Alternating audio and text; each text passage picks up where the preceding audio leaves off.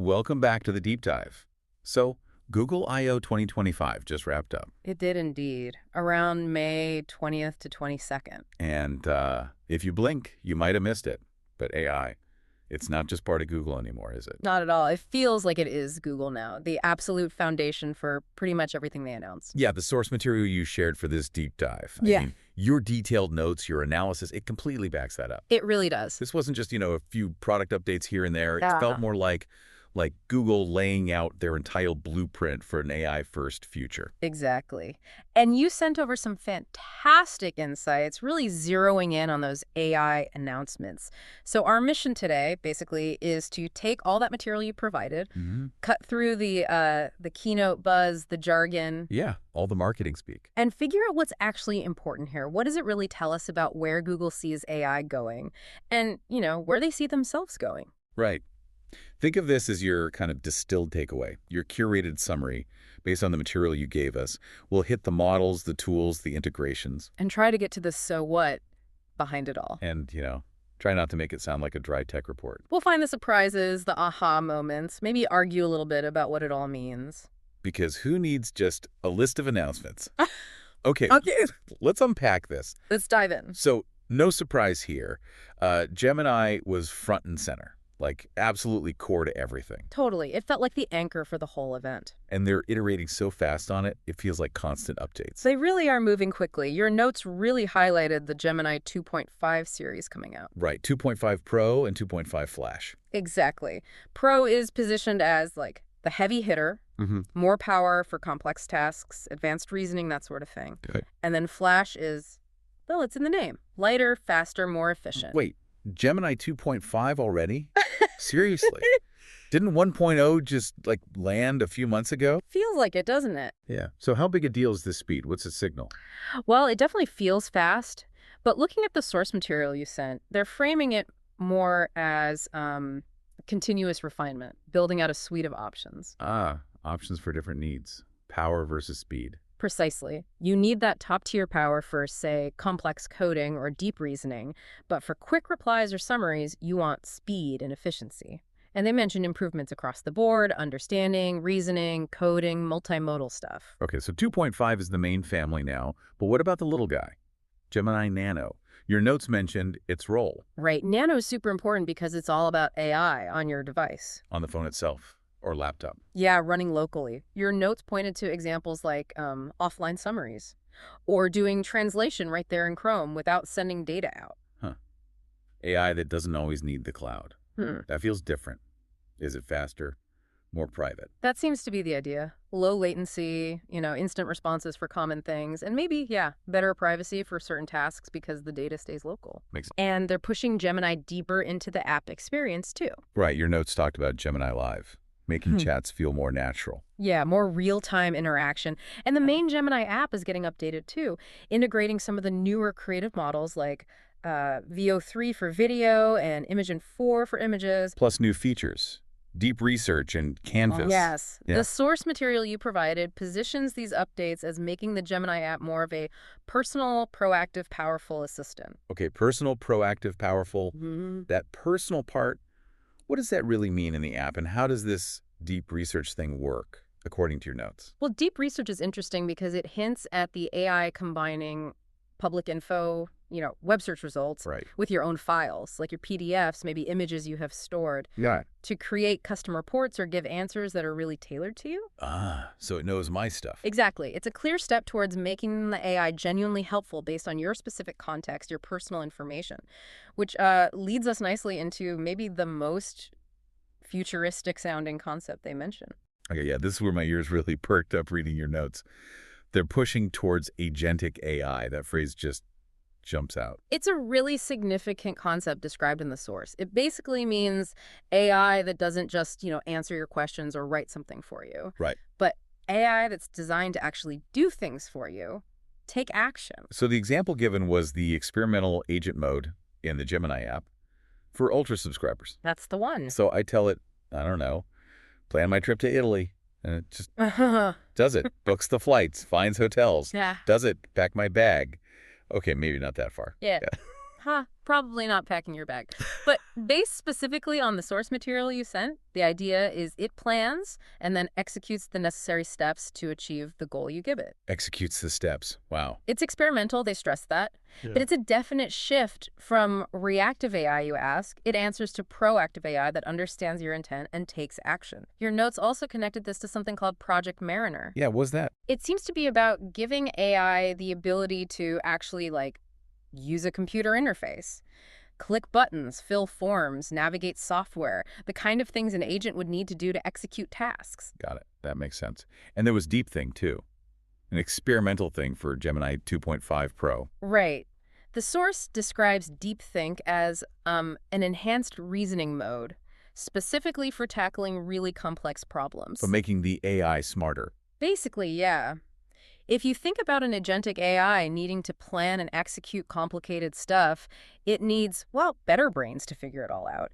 DeepThink looks like foundational research to boost that problem solving, that intricate logic capability, which supports the whole agentic direction. Okay, so smarter models, agents that do stuff. How does this change just, finding things online? Google search. Your notes said it's getting a massive AI overhaul. A huge overhaul. Your notes highlighted AI mode in search. It's already rolled out in the US, apparently. Okay, so what does that actually look like? Yeah. If I'm just searching for something.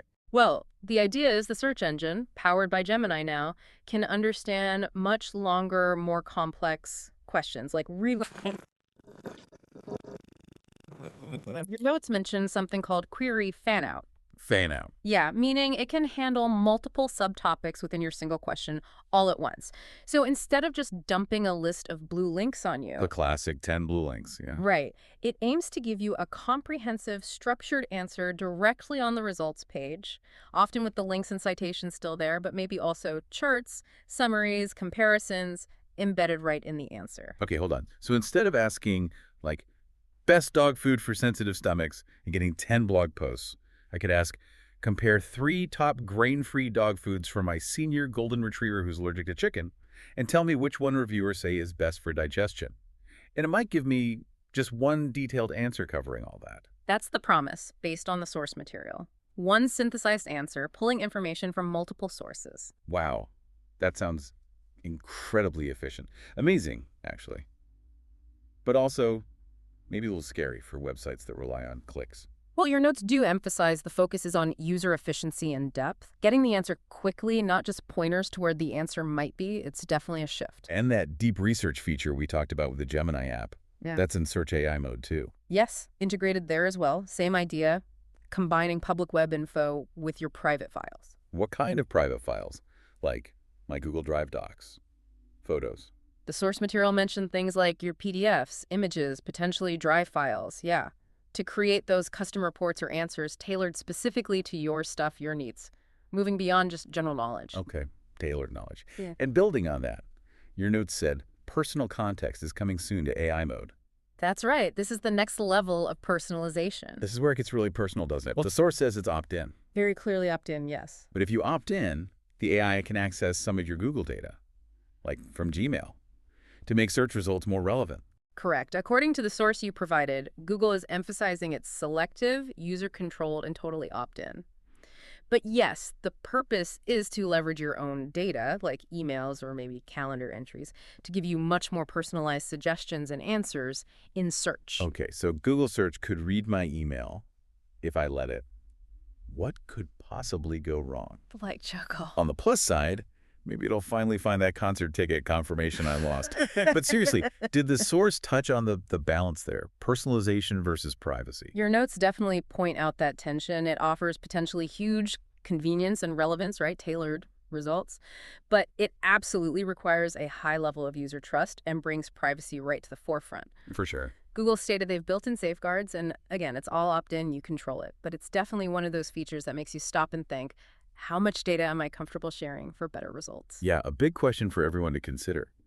Your notes also briefly mentioned Search Live, camera interaction. Yeah, quickly. Point your phone camera at something, ask questions about it, get answers live. Like Google Lens, but more conversational and integrated, it seems. Okay, that is a lot of change just in search. So we've got smarter models, these agent things, a whole new search experience. But AI isn't just informational anymore, is it? It's becoming this huge creative partner. Absolutely. Your notes highlighted some really impressive generative AI tools. VO3, the text-to-video model, that seems like a major step up. Video generation Yeah. with synced audio and speech. You know, So I could just type, like, a cat riding a skateboard down a hill while explaining quantum physics in a deep voice, and it might actually make a mini-movie with the cat talking. potentially, yeah. That's the kind of capability it hints at. Your notes indicated it's aiming for really high-quality video output. Wow. And it includes advanced stuff like camera controls, pan, zoom, tilt, plus outpainting to extend the video, and even adding or removing objects. It's positioned as this massive leap in making video creation accessible. Accessible is one word for it. Are film schools obsolete yet? Laughs. Well, they even mention a tool called Flow based on VO3 specifically for creators, so they definitely want people using this power. Okay. And Imagen 4 for images. What's the key thing there? The main spec highlighted in your source material was up to 2K resolution, aiming for realistic, high-quality images suitable for, like, professional use. So quality and application seem to be the focus. And music, too. Lyria, too. Yep. Your notes mention Lyria 2 is targeted at creators, again, think YouTube Shorts, soundtracks, but also for enterprises through their Vertex AI platform. So AI writes the score now, too. This sounds like a one-stop shop for becoming an internet sensation. Create the video, the images, the music, all from text prompts. It's heading that way. And add Gemini diffusion to the mix. Your notes mention this is a new research model. Uses diffusion techniques, which underpin a lot of this generative stuff, focusing on giving users better control, speed, and boosting creativity in the output. Okay, but it's clearly not just for us end users making cat videos or blog images, right? Your source material really dug into how Google's giving developers and businesses serious AI tools, too. Oh, absolutely. A big chunk of the announcements was aimed squarely at builders. The notes list several tools. Like Jules. Right, Jules. An AI coding assistant, designed for handling code-based tasks, understanding documentation, that sort of thing, helping developers work faster. Makes sense. Then there were updates to Vertex AI, that's Google's big cloud platform for building and deploying AI models. They're incorporating that Project Mariner computer usage capability we mentioned. Letting AI use computers. And offering the latest models like Gemini 2.5 for enterprise customers, plus MLKit Gen AI APIs, which let developers tap into Gemini Nano for building on-device AI features into their own apps. So embedding AI directly into other apps. Exactly. And Gemini Code is a standard, providing more general AI coding help for developers. It really feels like Google is trying to build the entire playground. Wow. They want everyone building AI applications on their platform using their models. That's precisely the picture painted in your notes. They want to be the fundamental layer, the ecosystem for the next wave of AI software. An AI ecosystem. Okay. And then there's just AI being sprinkled everywhere else. And all their other apps, hardware concepts. Yeah, woven into the fabric. Give me some examples from your notes. Where else is AI popping up that caught your eye? Okay, let's see. Your source material listed Android XR. So AI in augmented reality. Right. They showed an SDK preview for developers and talked about a concept for Gemini integrated XR glasses. AI glasses. So like maps overlaid on your vision, instant translation, point at something and it tells you what it is. That's the kind of thing hinted at, yeah. Yeah. Definitely leaning into that AR future. Are we all going to be walking around looking like cyborgs with info flashing in our eyes? Laughs. Maybe someday. Then there was Google Beam, which sounded pretty wild. Beam. What's that? 3D video calls. Takes regular 2D video and apparently uses AI to create a more realistic, like, 3D presence. Makes it feel more like you're in the room together. Whoa. And it supports real-time translated speech. But here's the kicker. It supposedly retains the characteristics of your original voice, even when translated. Beam me up, Scotty. Seriously, that sounds genuinely futuristic, like Star Trek level video calls. It really does. And then more down-to-earth maybe, but still significant. Yeah. Deeper AI integration into the apps we use every day. Like Gmail Smart Reply getting smarter. Smarter and more personalized. Your notes mention it will draw context from your past emails and even your Drive files to suggest replies that sound more like, well, you. Oh, great. Now my Smart Replies will perfectly capture my slightly passive-aggressive tone from previous emails. Personalization. Slight chuckle. Well, the goal stated in the source is better relevance, right? Based on your actual data. I guess. What else? Google Meet getting real-time translation. AI becoming a smart collaborator throughout Workspace, helping in docs, sheets, slides. So AI is not just writing for me, but working with me in my documents. That's the idea. And they also highlighted Magema, Gemini? a medical domain-specific AI model. It's an open model designed to help researchers and companies speed up development of healthcare products and tools. Shows they're focusing on specialized AI for specific industries, too. Okay, so AI isn't just a feature anymore. It's not just a chatbot you talk to sometimes. It's becoming this fundamental layer underpinning everything. Phones, future glasses, search, work apps, even specialized fields like medicine. That AI everywhere theme is just It unavoidable. really is. And your source material did a great job pulling together what all these individual announcements signal about Google's grand vision, their overall strategy. All right, so let's synthesize. Based on that future directions section in your notes, what are the absolute key trends, the big takeaways that summarize Google's AI strategy? Okay, number one, clearly. AI everywhere and deep integration. It's not optional. It's becoming the core operating system woven deeply into search, cloud, Android, workspace, everything. Seamless integration. Got it. What's next? Agentic AI. That shift we talked about. Moving towards AI that doesn't just answer, but plans and acts to achieve goals for you. Yeah, Project Mariner, agent mode. AI as your personal doer. Your notes even mentioned a world model concept, like AI understanding the world better to act in it. Exactly. Hints at a deeper, more comprehensive understanding, enabling more complex actions, than ubiquitous multimodality. Meaning AI understands and generates everything. Text, images, audio, video, all mixed together. Precisely. Breaking down the barriers between formats, Gemini itself is multimodal, plus you have Veo, Imagen, Lyria. They want interaction to be natural, using whatever input or output makes sense. Makes sense. And then hyper-personalization. Yep, AI tailored specifically to your data, your context, your needs. That's the personal context in search, a smart reply. Your notes describe the goal as AI being like a dedicated, unique consultant just for me. That's the language used, yeah. An experience highly relevant only to you. Which, again, as your notes rightly pointed out, brings up those privacy questions immediately. If the AI knows me that well, Mm. is it just a tool? Or does it start nudging my decisions based on my past behavior? It gets complicated. It absolutely introduces new layers to that human-tech relationship. Your notes also stressed empowering developers and creators. Right, building the ecosystem. Yeah. Giving people the tools, models, APIs to build AI on Google's platform. It's a huge part of their strategy. Keep developers locked into their world. Okay, what else? Advancing foundational models. Just keep making the core AI better, faster, smarter, more efficient. The rapid Gemini updates, the deep think research that's all part of it, continuous R&D. And they did mention responsible AI, didn't they? Safety, fairness. Yes, your notes flag that Google emphasized safety improvements and safeguards, especially with Gemini 2.5. Acknowledging the need to manage the risks as capabilities grow, it was mentioned factually. Good, and finally. AI in vertical domains, specialized AI, like Magema for healthcare.